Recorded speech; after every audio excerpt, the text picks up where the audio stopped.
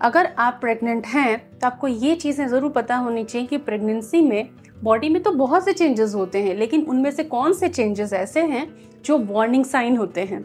ऐसे 5 warning science मैं आपको बताऊंगी, डराने के लिए नहीं, अवेयर रहने के लिए, जिससे कि आप समय रहते समझ जाएं कि आपको मेडिकल हेल्प की ज़रूरत है। तो ये वीडियो बहुत इंटरेस्टिंग है और आपके लिए बहुत इम्पॉर्टेंट भी।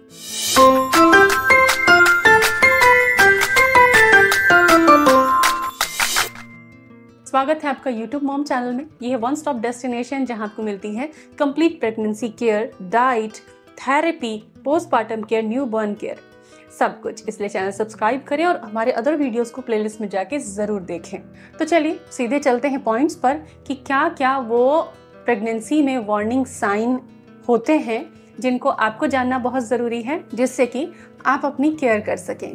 तो सबसे पहले है वजाइनल ब्लीडिंग। अब आप ये ना समझें कि कभी भी स्पॉटिंग हो गई हल्की फुल्की तो आप डर जाएं, रोने लग जाएं, पैनिक हो जाएं, अपना हार्ट बीट गड़बड़ कर लें। ऐसा नहीं करना है। प्रेगनेंसी में वजाइनल ब्लीडिंग, हल्की ब्लीडिंग, स्पॉटिंग नॉर्मल है। फर्स्ट ट्रिमेस्टर में हो जाती, कई बार फिजियोलॉजिकल भी होती है, कई बार कभी हॉट फूड खा लिया तो थोड़ी बहुत हो जाती है, कई बार यूट्रस में जो चेंजेस हो रहे होते हैं, प्लेसेंटा डेवलपमेंट हो रहा होता है तो भी हो जाती है। लेकिन अगर स्पॉटिंग के साथ क्लॉट्स आ रहे हैं, ब्लीडिंग का फ्लो बढ़ रहा है या फिर क्रैम्प्स हैं आपको थाइज में, कमर में, पेट के निचले हिस्से में, तब ये डेंजरस होता है और तब आपको 2 मिनट भी घर नहीं रुकना है, तुरंत अपने डॉक्टर के पास या नियरेस्ट हॉस्पिटल को अप्रोच करना है। प्रेगनेंसी में पेट दर्द तो लगा ही रहता है। कैसा पेट दर्द?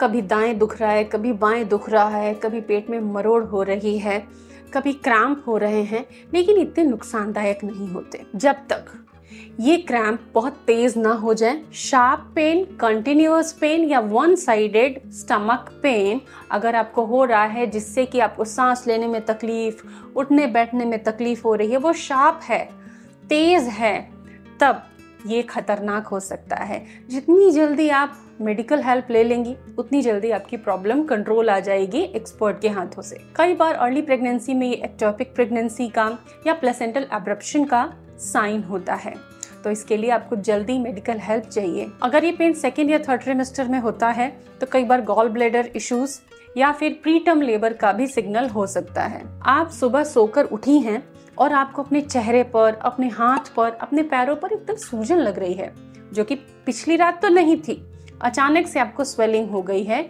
ये भी एक डेंजर साइन होता है। ये आपके एलिवेटेड ब्लड प्रेशर का सिग्नल हो सकता है, प्रोटीन डेफिशिएंसी का सिग्नल हो सकता है। थर्ड ट्रिमेस्टर में स्वेलिंग कॉमन है, लेकिन सडनली इतनी ज़्यादा स्वेलिंग हो जाना दर्शाता है कि कुछ तो एबनॉर्मल है बॉडी में और हमको अपने डॉक्टर से तुरंत ही मीटिंग करनी चाहिए, क्योंकि अगर इसको आपने कंट्रोल करने में डिले किया तो माँ बच्चे दोनों को रिस्क हो सकता है। अचानक से बेबी के मूवमेंट्स में कमी, 20 हफ्ते पर लगभग 16 से 20 हफ्ते के बीच बच्चे के मूवमेंट्स पता लगने चल जाते हैं, शुरू हो जाते हैं। माओ को क्विकनिंग से लेके थोड़े थोड़े अच्छे मूवमेंट्स पता चलते हैं, लेकिन सडनली आप डाउन फील कर रही हैं या बेबी का मूवमेंट आपको बिल्कुल पता नहीं चल रहा है तो कुछ दिक्कत हो सकती है। इसके लिए आपको अपने डॉक्टर से जल्दी ही मिलना चाहिए, सेम डे ही आपको अपॉइंटमेंट लेके मिलना चाहिए। एक दिन में लगभग 10 किक्स बच्चे के फील होते हैं, लेकिन सडनली आपको टोटल चेंज लग रहा है कि मेरा बेबी बराबर मूवमेंट करता था, आप उसे ट्रैक कर पाती थी, लेकिन सडनली मूवमेंट बंद है, तो ये फीटल डिस्ट्रेस का साइन हो सकता है।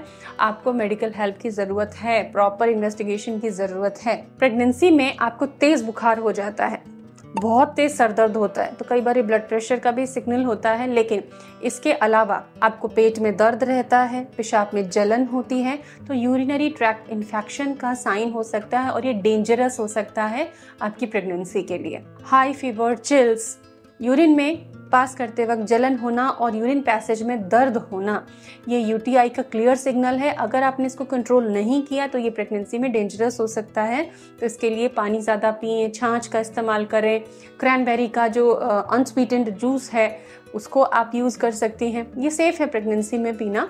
नींबू पानी आप पी सकती हैं, कोकोनट वाटर ले सकती हैं। जितना फ्लूइड बढ़ाएंगे यूटीआई में उतनी ही हेल्प मिलती है, लेकिन मेडिकल हेल्प बहुत ज़रूरी है क्योंकि आपको नहीं पता कि वो इन्फेक्शन कितने दिन पुराना है और कितना जकड़ा जा रहा है, तो आपको तुरंत मेडिकल हेल्प चाहिए। सो मॉमीज़, मैंने ब्रॉडली प्रेगनेंसी के कुछ कॉमन डेंजर साइंस के बारे में आपको आज सुझाया है, जानकारी दी है आपके अवेयरनेस के लिए, जिससे कि आप अवेयर रहें और आपकी प्रेगनेंसी सेफ रहे, आप खुश रहें, आपका बेबी अच्छे से ग्रो करे। आपके लिए छोटे छोटे टॉपिक्स, हर छोटी क्वेरी का समाधान मैंने वीडियोस में किया है, तो हमारे अदर वीडियोस को ज़रूर आप देखें, सीखें और एंजॉय करें। Thank you.